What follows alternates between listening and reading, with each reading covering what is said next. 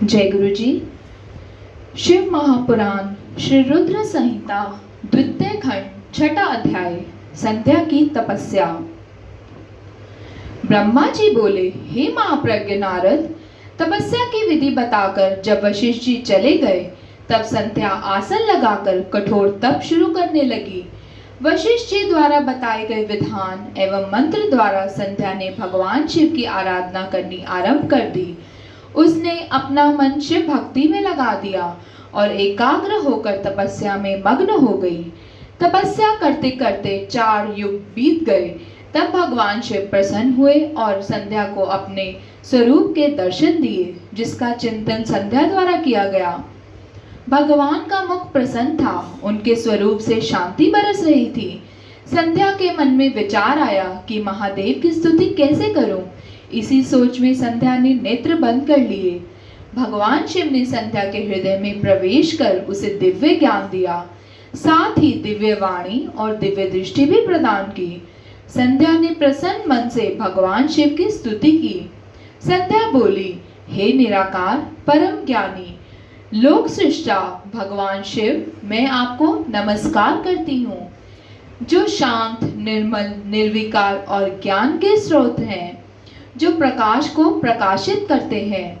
उन भगवान शिव को मैं प्रणाम करती हूँ, जिनका रूप अद्वितीय, शुद्ध, माया रहित, प्रकाशमान, सच्चिदानंदमय, नित्यानंदमय, सत्य, ऐश्वर्य से युक्त तथा लक्ष्मी और सुख देने वाला है। उन परम पिता परमेश्वर को मेरा नमस्कार है, जो सत्व प्रधान, ध्यान योग्य, आत्म स्वरूप, सारभूत, सबको पार लगाने वाला तथा परम पवित्र है। उन प्रभु को मेरा प्रणाम है।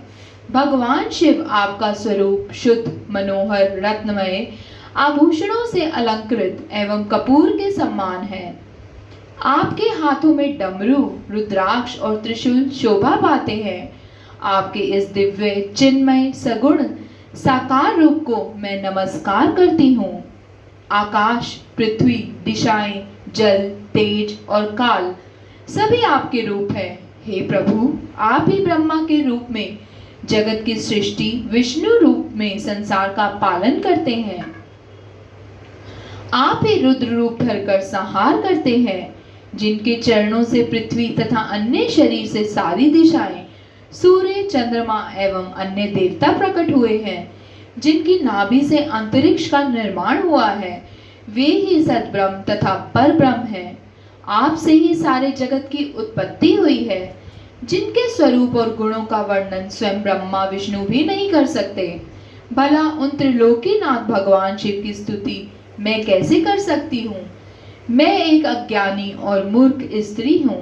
मैं किस प्रकार आपको पूजूं कि आप मुझ पर प्रसन्न हो जाएं? हे प्रभु, मैं बारंबार आपको नमस्कार करती हूँ। ब्रह्मा जी बोले, नारद, संध्या द्वारा कहे गए वचनों से भगवान शिव बहुत प्रसन्न हुए। उसकी स्तुति ने उन्हें द्रवित कर दिया। भगवान शिव बोले, हे देवी, मैं तुम्हारी तपस्या से बहुत प्रसन्न हूँ, अतः तुम्हारी जो इच्छा है वो वर मांगो। तुम्हारी इच्छा मैं अवश्य पूर्ण करूँगा। भगवान शिव के ये वचन सुनकर संध्या खुशी से उन्हें बार बार प्रणाम करती हुई बोली, हे महेश्वर, यदि आप मुझ पर प्रसन्न होकर कोई वर देना चाहते हैं और यदि मैं अपने पूर्व पापों से शुद्ध हो गई हूँ, तो हे महेश्वर, हे देवेश, आप मुझे वरदान दीजिए कि आकाश, पृथ्वी और किसी भी स्थान में रहने वाले जो भी प्राणी इस संसार में जन्म लें, वे जन्म लेते ही काम भाव से युक्त ना हो जाएं। हे प्रभु, मेरे पति भी सुहृदय और मित्र के समान हों और अधिक कामी ना हों।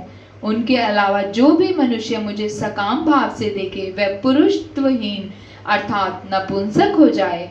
हे प्रभु, मुझे यह वरदान दीजिए कि मेरे समान विख्यात और परम तपस्विनी तीनों लोकों में और कोई ना हो। निष्पाप संध्या के वरदान मांगने को सुनकर भगवान शिव बोले, हे देवी संध्या, तथास्तु, तुम जो चाहती हो मैं तुम्हें प्रदान करता हूँ।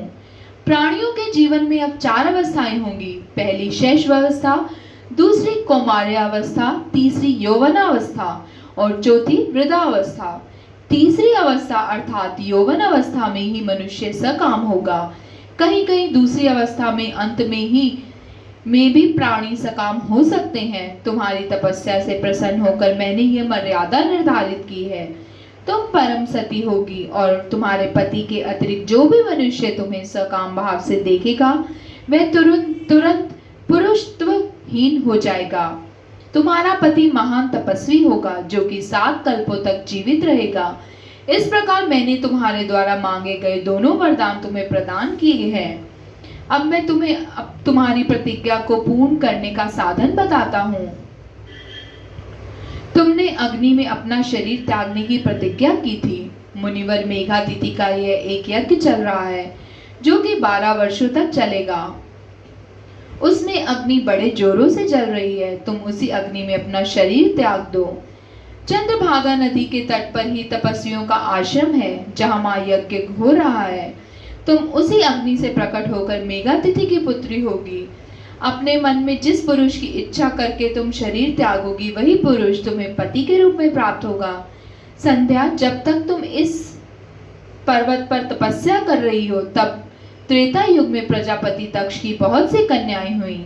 उनमें से 27 कन्याओं का विवाह उन्होंने चंद्रमा से कर दिया।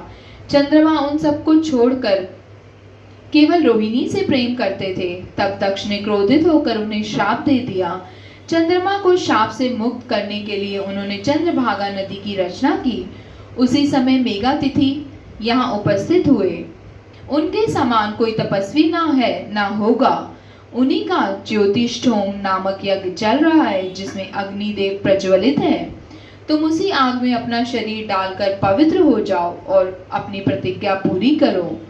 इस प्रकार उपदेश देकर भगवान शिव वहां से अंतर ध्यान हो गए। शिव महापुराण श्री रुद्र संहिता 6ठा अध्याय समाप्त। जय गुरु जी।